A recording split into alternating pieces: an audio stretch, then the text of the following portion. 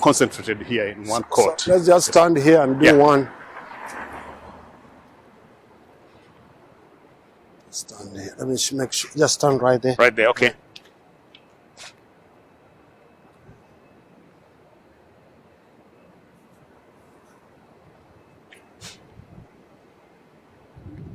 All right. Welcome to this episode of Diaspora Scholars TV. We are talking to an accomplished diaspora scholar, Dr. Wilson Endege. I tell you, he has lived in Boston, the academic hub of the US, the innovation hub. In fact, this street, Dr. Wilson, you are telling me, which company is behind you? This one is Takeda.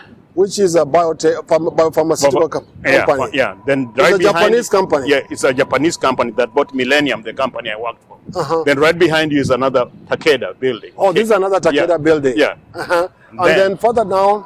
Then further down at the very corner of the street on Mass Ave and Lansdowne is Novartis. That's Novartis? Yeah. Oh, and wow. It occupies that building. That's the a next big one. company as well. Then the one on the opposite side is Eli Lilly. Eli Lilly.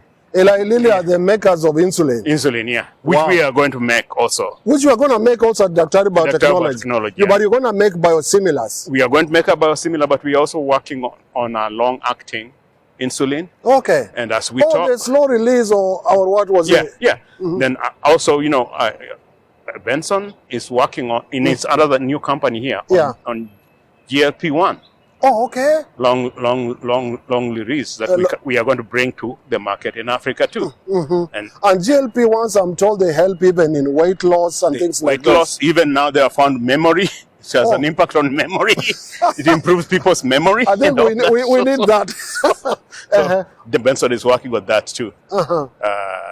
So this is you literally grown in this street. You were telling me earlier these buildings were not there when you came here. This was an echo. The Millennium, the one of what is that company? Novartis was an eco factory that produced candies. So it used to make candies. Candies and all that. Now it makes candies in form of medicine. Yeah, for people to swallow. Oh. So it's all changed, Yeah. Oh my goodness. Yeah. So tell me, I mean, there are many young people, watching. What would be your message to a graduate who's doing, who's in STEM or who's thinking about all this and they're just amazed at the journey you've taken. I mean, you have been at Harvard. Yeah. You went to the best schools around. You were studied in Europe. Yeah. You've worked for the best companies, high-paying jobs. Yes. You've done them all. But at the end of it all, it's your motherland that matters. To me, it's the motherland that matters, and that's my inspiration. One of the things I realized, Fidelis, is that we cannot all come and get this knowledge here. So that's why we want to transfer it back and also inspire young people who want to be scientists in various fields to come in and be trained in these fields.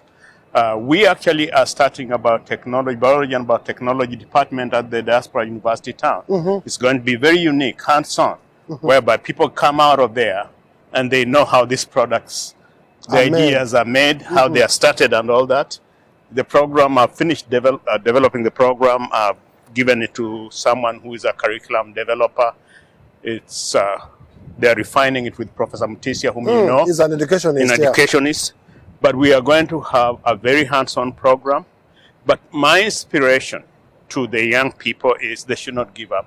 They should not give up. Because Africa consumes right now about $40 billion in medicine. How much of that are we making in Africa? 20%. That's so little. 20%. The rest of the 80% is coming to support these companies here in these foreign countries. I want us to do this so that we can develop our own facilities, research, have the smart guys do the science-breaking, medicine, groundbreaking medicine science right there. They don't have to come here like they're doing it in China and India. The people who founded the companies that are doing biologics in India used to be my colleagues in Millennium. They were your colleagues here? Yeah. And they understood that the companies in India that are now supplying the world with medicine. Oh, yeah. And the ones that, started some of the companies in China, I worked with when I was in Harvard at Chiron. We were collaborating with them. These multi-million-dollar company owners were your colleagues? Yeah. So why can't we do it? You're going to do it. You're already doing it. We are doing it. You're already doing Yeah. it.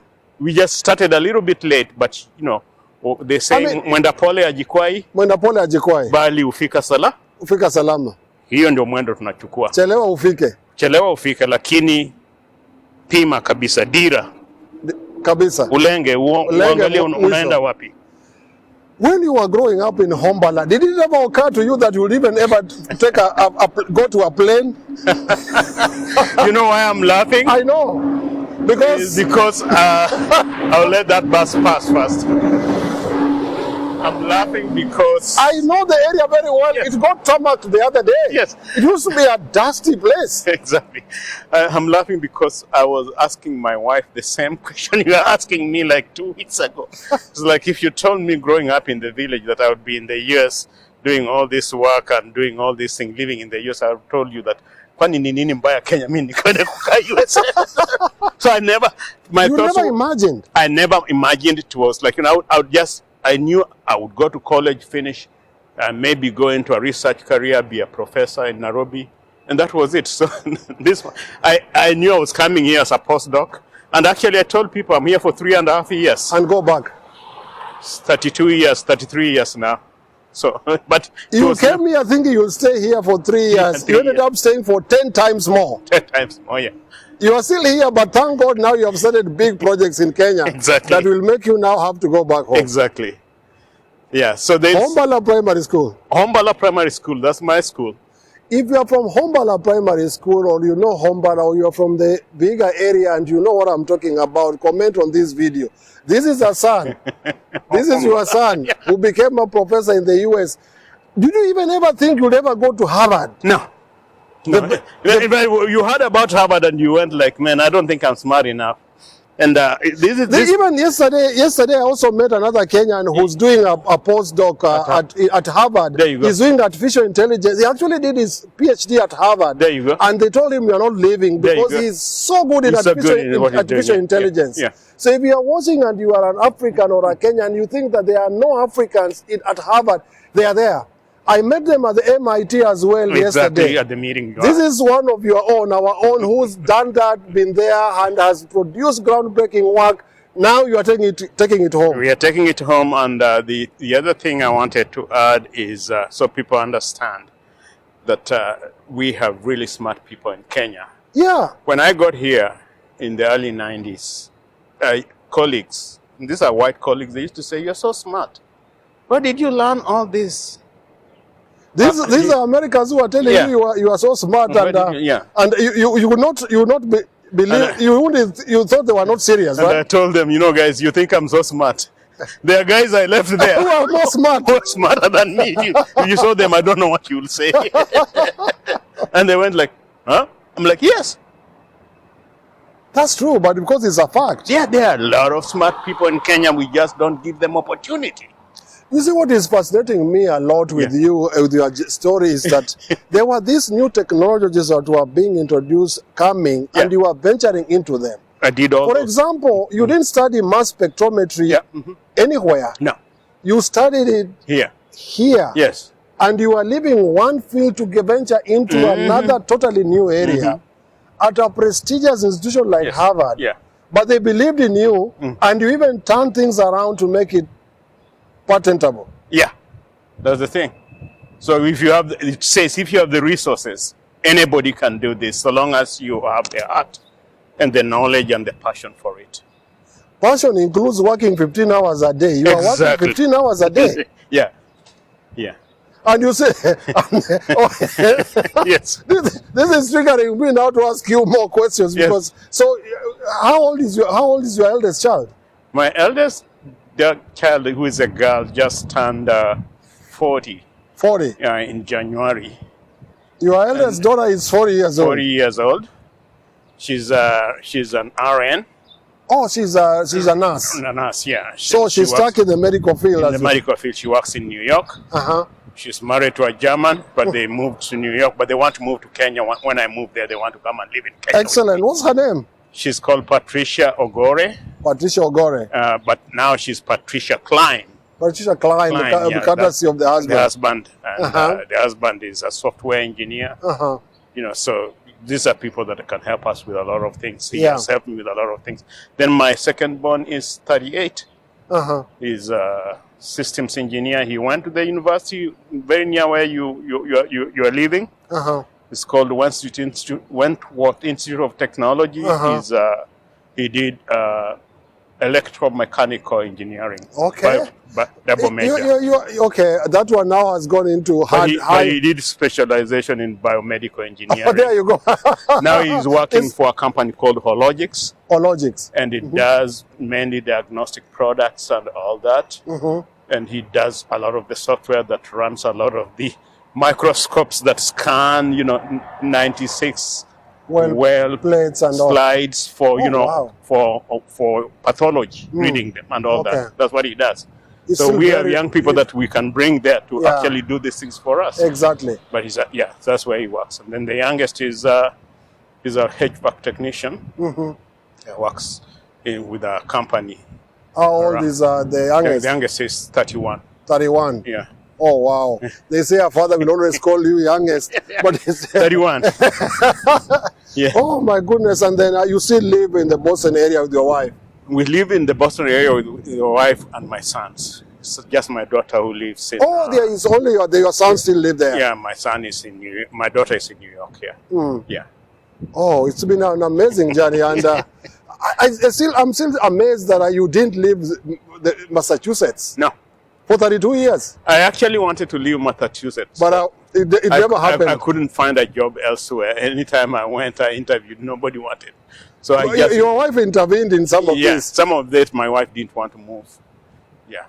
Wow. But, wow, amazing. I've never left Massachusetts, but now I want to leave. Go back Kenya. Go back Kenya. When I grow up, I want to be like you. And I'm going to help you be like me.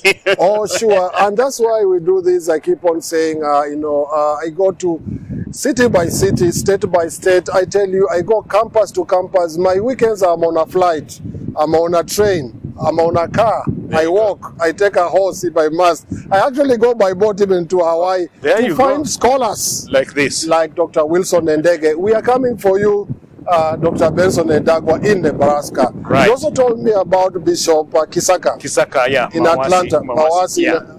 We'll also come to Atlanta to find out and get the other perspective of TUT as well. And next time we go to Kenya, we'll go to the ground in Voi, Kenya. Yeah. And see what's going on there and talk to villagers, talk to people, including the Ndarabi community. Exactly, yeah. We will meet them there. They are really good people. And we always sit down and have a very good conversation with them whenever we are there with them. Whenever we are there with them. Yeah, they really want us to get this project happening in real time so that they can live and eat the fruits of this project. It's time to claim the medicine market. Exactly. It's worth trillions. It's almost $40 trillion. Once we get in there, we see ourselves in 10 years being probably a $500 million revenue company if we do everything right. And I think you have all the will, the muscle, the knowledge, the expertise to do it right. Yeah. And we are reaching out to other people. I just had a meeting with some professionals from England and Belgium 2 weeks ago who are willing to come and help us, train some of the people and also help us build some of the processes. So we are not doing it alone. Yeah, sure. You're not doing it alone. Yeah. So again, this is brought to you by the Kenya scientists and professionals in diaspora. Yeah. So again, I'm going to be able to reach out to Dr. Wilson Endege. I'll say it multiple times. Please go to the description of this channel. You'll find the links on there and speak directly to him. I mean, I tell you, he's a cool guy.